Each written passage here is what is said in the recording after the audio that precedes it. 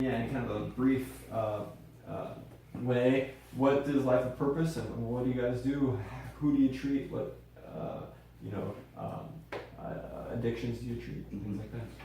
So we treat an emerging adult population, which is 16 to about 29. And so we're primary substance use disorder treatment. We treat like secondary psych. But what makes us like very different than other places is that there's this focus on academics. So it's oftentimes clients who have experienced a disruption in academics of a substance use disorder, the kind of like failure to launch that we see. I see. So we actually enroll clients in classes, even in the primary level of care. And our program is structured, so there's a lot of support that like allows them to be successful. Oh, good. All right. And maybe what's yeah, I guess there's probably not a if you were a 20-year-old who wanted to get was suffering from addiction but wanted to get education at the same time. I mean, are there any other options? I mean, very few. Right. Very few. Some of the schools now have like collegiate recovery programs. Okay.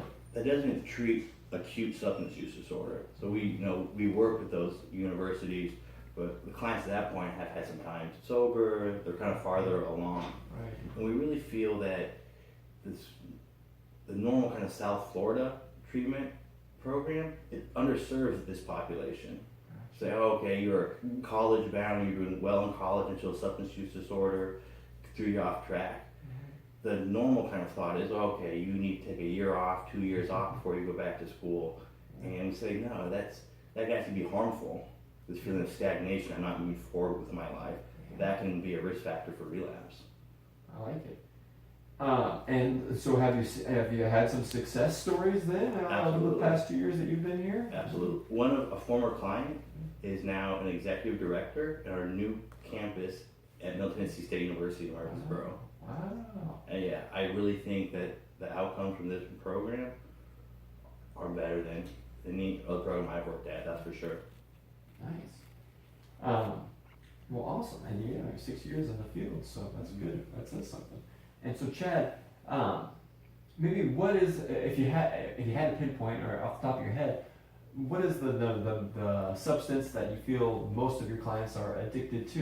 Is it range the whole gamut, or is there one that stands out compared to the others? Most of our clients are polysubstance users, but opiates, head and shoulders. Okay. It's a national epidemic. I mean, it is, of the magnitude of it is unbelievable. Really? Like, I mean, every day do you get calls from somebody who has every day. Somebody, every day.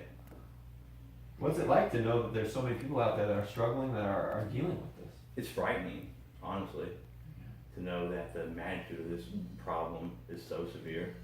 Right. Gotcha. But at least you're doing some things. Yeah. Right. I don't know, but if you need to answer your phone, you can. Yeah. And you're working here hard, but there's now today, the Surgeon General also released a whole study on substance abuse.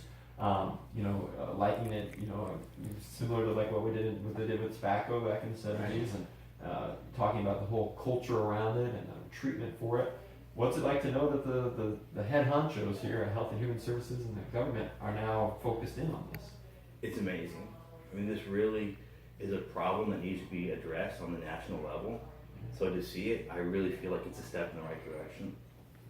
Yeah, and so some of the stats that were included in this is that like 21 million Americans have some substance abuse, or Isn't that just mind-boggling? They say that's more than all Americans who have cancer combined. Right. It's less than 21 million. Like, that's the scope of this problem. Do you think people in the general public understand that or realize that? Absolutely not. Right. I think the idea that many Americans have about substance use disorders is, it's a small population, it's people that are weak-willed, people that make poor choices.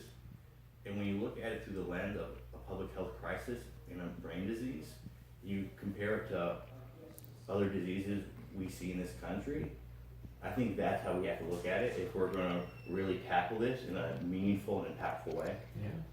And that's exactly what the Surgeon General says too. It's time to look at it as a neurological thing and treat it as such. before we were talking, before we turned the camera, we were talking about like a stigma, or you kind of mentioned it there. But do your clients, tell you that they felt like outcasted, or that they looked down upon, and things like that? Yeah, the stigma surrounding substance use disorders really is a barrier for people to seek treatment. And so if I seek treatment, if I get help for this, it's somehow an admission of I'm weak-willed, I'm moral failing. That can be very, very difficult. Yeah. When you put it through the lens of a neurological disorder, it becomes a different conversation. There you go. That's awesome. And the Surgeon General used that exact word. It shouldn't be considered moral failing. Right. And then kind of along that path, like when we talk about diseases like cancer, or diabetes, or something like that, it just feels like it could happen to anybody.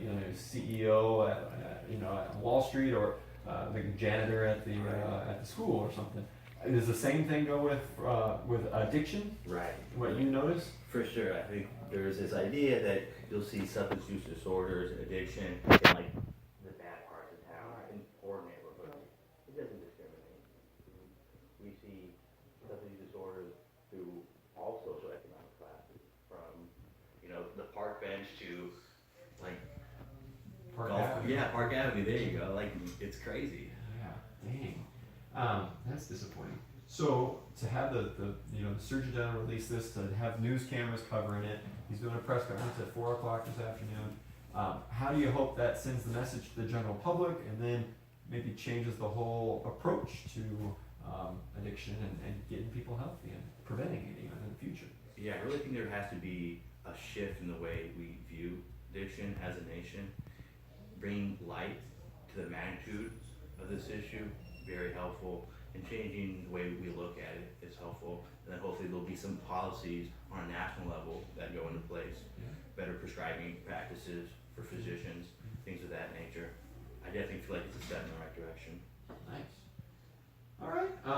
I think those are just the questions I had in mind for you, Chad. Is there anything else that you had in mind that you wanted to point out or mention? No, thank you. All right. Thank you. You're doing all the hard work.